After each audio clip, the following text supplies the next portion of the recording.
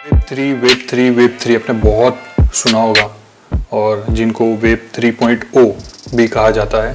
Specially web 3 को समझने के लिए हमको वेब 2 समझना होगा, वेब 2 को समझने के लिए वेब 1 को समझना होगा और वेब 1 को समझने के लिए 2 को समझना होगा। कैसे, मैं आपको बताता हूँ। देखो, वेब 1 मतलब इंटरनेट जब आया 1990 के आजू बाजू, जब आया 30 साल पहले, तो जो शुरू के 15 साल थे वो वेब 1 था। अभी हम 2004-5 से लेके 2020-21 या कब तक यूज़ करेंगे पता नहीं, अभी जो हम यूज़ कर रहे हैं वो वेब 2.0 है, वेब 2 है। फ़र्क क्या है इन दोनों में? जब वेब 1 था उसके अंदर जो भी वेबसाइट्स होती थी, इंटरनेट पे जो इंफॉर्मेशन होती थी वो स्टैटिक वेबसाइट होती थी। स्टैटिक यानी एक सिंपल पेज है वेबसाइट के अंदर जिनके अंदर कुछ इंफॉर्मेशन दी हुई है, कंपनीज के बारे में, कॉन्टैक्ट डिटेल्स है, बात खत्म। उतना ही था, ज़्यादा लॉगिन आईडी नहीं था, वीडियो एक्सेस नहीं था, कुछ चैट नहीं कर पाते थे, ट्रांजैक्शन नहीं कर पाते थे। तो ये सारी चीज़ें जहाँ पे हो रही है वो वेब 2 है। वो जो पहले जो था सिंपल एक वेब पेज होता था वो वेब 1 था। सो मेजरली हमको ये समझ में आ गया कि वेब 1 और 2 के बीच में डिफरेंस क्या है। अभी जो 2 चल रहा है जिसके अंदर हम बहुत सारी चीज़ें एक्सेस कर सकते हैं, जैसे वेब 2 का मैं और एक आपको एग्जांपल दूँ तो अभी आप जो वीडियो देख रहे हो वो यूट्यूब पे अवेलेबल है। मैंने यहाँ से अपलोड किया और आप वहाँ से एक्सेस कर सकते हो। ये एक बहुत बड़ा एग्जाम्पल है। वीडियो जो है वो कहीं ना कहीं गूगल के सर्वर में है, तो आप ये वीडियो को एक्सेस कर सकते हो। मैं इस वीडियो को अपलोड कर सकता हूँ एक ही प्लेटफॉर्म पे और आप एक्सेस कर सकते हो। ये है इंटरैक्टिव प्लेटफॉर्म जिनको वेब 2 कहा जाता है। आप पेमेंट कर सकते हो किसी को भी, कोई सामने वाला बंदा रिसीव कर सकता है। So this is web 2। अभी जो वेब 3 की बात हो रही है वो एक अलग कंसेप्ट है पूरा का पूरा, जो ब्लॉकचेन टेक्नोलॉजी और डिसेंट्रलाइजेशन के ऊपर बेस्ड है। ये वेब 3 वर्ड कहाँ से आया?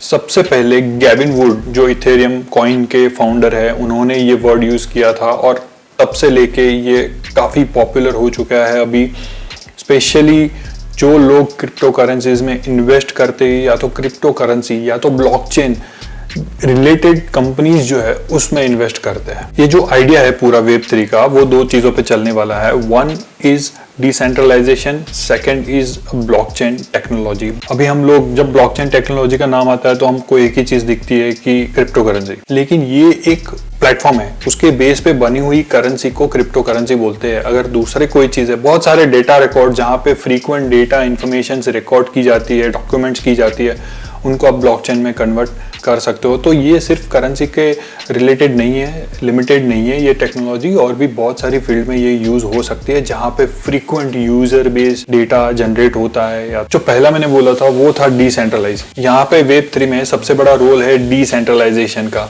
क्योंकि इसमें जो वेब 3 है वो कंट्रोल करेंगे लोग।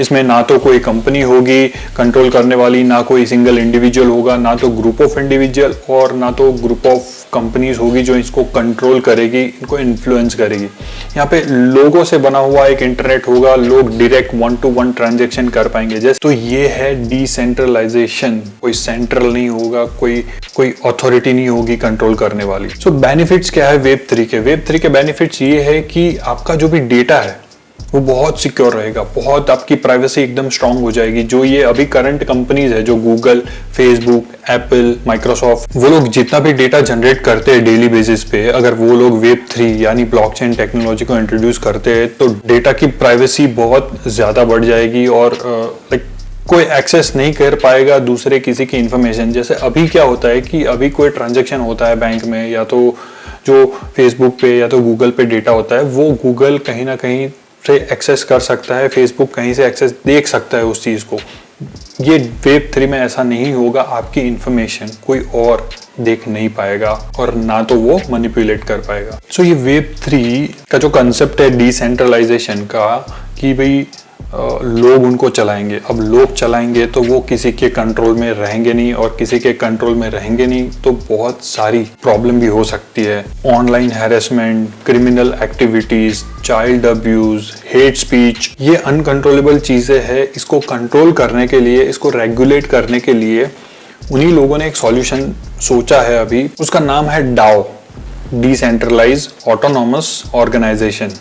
मतलब ये ऑर्गेनाइजेशन भी डिसेंट्रलाइज होगी, जिसकी कोई अथॉरिटी नहीं होगी, लोग ही मिलके यही बॉडी को फॉर्म करेंगे, यही रेगुलेट करेगी बाकी की डिसेंट्रलाइज वर्ल्ड को। मतलब डिसेंट्रलाइजेशन बहुत इजी लगता है टर्म, लोग बात करते हैं, लेकिन थोड़ा नहीं बहुत ज्यादा डिफिकल्ट है, क्योंकि सारी चीजें अगर लोगों के हाथ में चली जाती है और किसी का कंट्रोल नहीं रहता है, सो ये बहुत बड़ा प्रॉब्लम कर सकती है ये चीज। लेकिन हर एक प्रॉब्लम का कोई ना कोई सॉल्यूशन होता है और कुछ तो सॉल्यूशन ये लोग लेके आएंगे। Thank you so much for watching. Sandeep Kyada signing of.